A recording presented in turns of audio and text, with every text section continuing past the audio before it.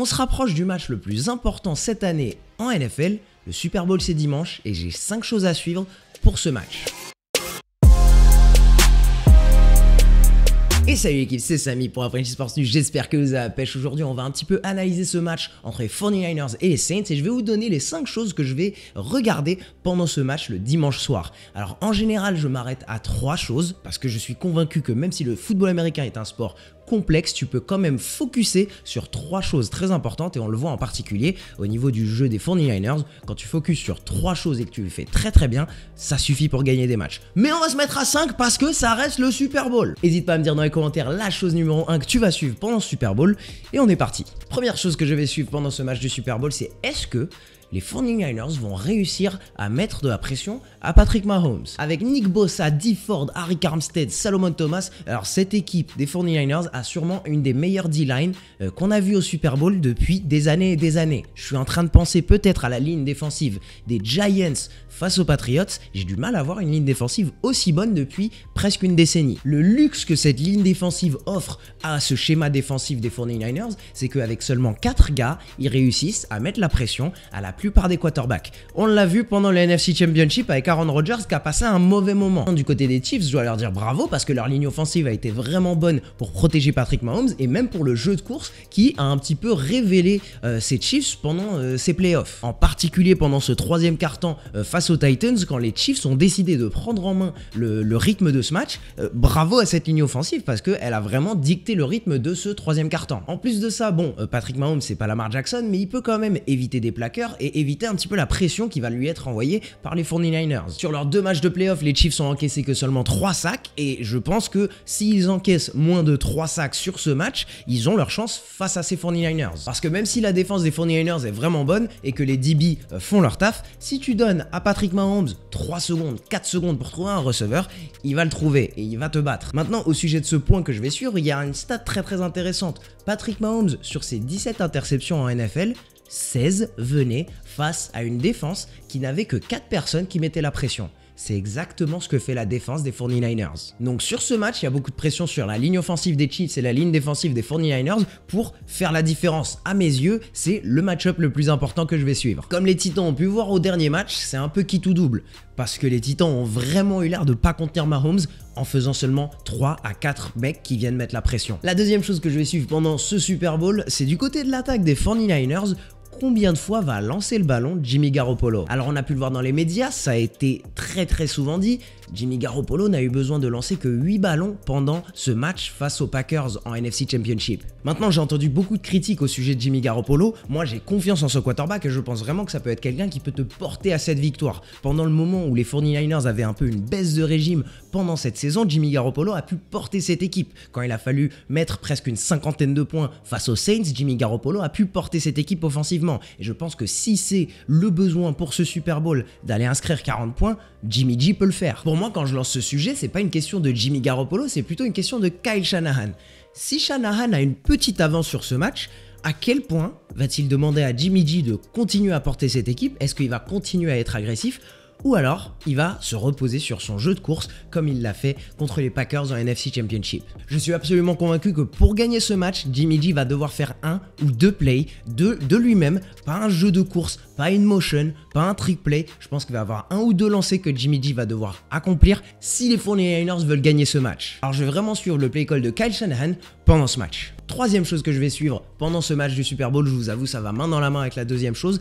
Est-ce que les Chiefs peuvent ralentir le jeu à la course de Kyle Shanahan et des 49ers? Ce jeu de course a été absolument dingue pendant cette fin de saison et pendant ces playoffs. On a beaucoup parlé du jeu de course des Ravens, mais c'est parce que c'était un peu supporté par Lamar Jackson qui faisait aussi des yards. Là, on parle vraiment d'un jeu de course où tu sais que Jimmy G va pas courir le ballon. C'est l'équipe qui fait le plus de motion. Leur fullback est le meilleur fullback de toute la ligue, dans une ligue où le poste de fullback existe de moins en moins. J'adore leur utilisation des running backs par comité entre Tevin Coleman, Mostert et aussi Matt Breida. Il faut pas oublier Matt Breida pendant ce match parce que je sais que Tevin Coleman ne sera pas à fond. Peut-être que Matt Breida c'est lui le facteur X. J'aime beaucoup ce qu'ils font offensivement. Ils ont construit une équipe comme moi je la construirais en attaque. Maintenant, les Chiefs viennent d'arriver en ayant stoppé Derrick Henry et en ayant stoppé Deshaun Watson. Ils ont vu des très belles choses sur les 2 derniers matchs et ils sont capables d'arrêter cette équipe des 49ers. Je pense que Chris Jones est très important pour les Chiefs parce que du côté des Packers, ils n'avaient pas cette présence à l'intérieur qui va déjà garder les gardes au premier niveau. Ils vont pas pouvoir passer au deuxième niveau pour pousser les linebackers.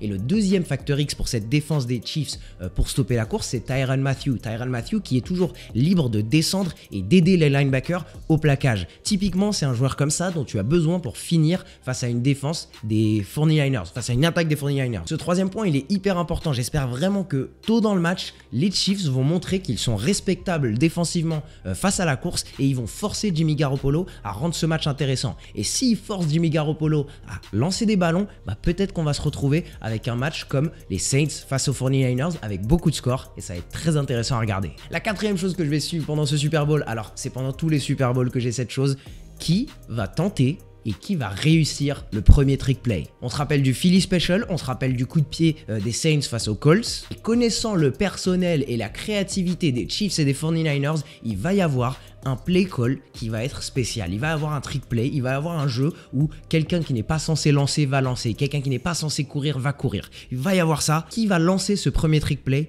et qui va le réussir? Parce qu'en plus de marquer un touchdown, continuer un drive ou tout ce que peut t'apporter un trick play, c'est toute la dynamique du match qui vient derrière toi. Quand les Eagles ont marqué sur le Philly Special, tu as vu que le coach d'en face, Doug Peterson, si tu es les Patriots, tu vois qu'en face, il a peur de rien et il va t'envoyer n'importe quoi pour gagner ce match. Parce que souvent au Super Bowl, au 4e down, face aux Patriots, la meilleure équipe de la ligue, tu tentes pas une passe à ton quarterback. C'est pareil ce qui va se passer pendant ce match entre les 49ers et les Chiefs. Quelqu'un va tenter quelque chose et peut-être qu'en gagnant avec ce trick play, tu vas créer toute la dynamique pour finir le match avec ton équipe. Et la dernière chose que je vais suivre, alors si vous le savez, je suis fan des Eagles, je viens de parler du Philly Special, donc vous le savez, et du coup j'ai découvert le football avec Andy Reid. Andy Reid, c'était le coach des Eagles auparavant, et on a reproché une chose à Andy Reid pendant toute sa carrière, c'est de mal gérer son temps en fin de match. Ça lui est arrivé plusieurs fois d'avoir des temps morts et de mal les utiliser, de les utiliser au mauvais moment. Et donc si on se retrouve dans une situation à haute pression où il faut que les Chiefs fassent un comeback, et je pense que c'est très possible que les 49ers prennent une avance au début et que les Chiefs doivent faire le comeback parce que c'est ce qu'ils ont toujours fait en playoff et c'est ce que les 49ers ont toujours fait en playoff aussi, prendre une avance tôt et la protéger. Si jamais ça arrive, si Patrick Mahomes doit faire un comeback, est-ce qu'il peut faire confiance à Andy Reid sur le banc de touche pour bien gérer son temps et lui offrir le plus d'opportunités possible pour ramener son équipe? C'est la question qu'on pose à Andy Reid chaque année, à chaque match, parce que c'est comme ça souvent qu'il perd ses matchs, en gérant mal son temps. C'est une première opportunité à un Super Bowl 15 années après sa dernière apparition avec les Eagles. Et cette année, j'espère que Andy Reid va réussir. Je vous le cache pas que je suis derrière lui pour gagner ce Super Bowl parce que j'étais fan de lui. Ça va être la dernière chose que je vais suivre pendant le 4e quart-temps si les Chiefs sont en déficit. Et voilà l'équipe, c'est tout pour moi pour cette vidéo. C'était les 5 choses que je veux suivre pendant ce Super Bowl. Je vous fais un récap. C'est est-ce que Patrick Mahomes sera sous pression? Combien de fois va lancer Jimmy Garoppolo? Est-ce que les Chiefs peuvent arrêter l'attaque à la course des 49ers? Qui va tenter le trick play? Et est-ce que Andy Reid va bien gérer son temps? Voilà, c'était mon récap. Dites-moi dans les commentaires quelle est votre chose que vous allez suivre. Et puis on se retrouve dès demain pour mes pronostics du Super Bowl. Donc n'oubliez pas de vous abonner, n'oubliez pas de mettre la cloche. Et on se retrouve demain pour plus de NFL, plus de NBA. Ce sera tout pour moi. Allez, ciao!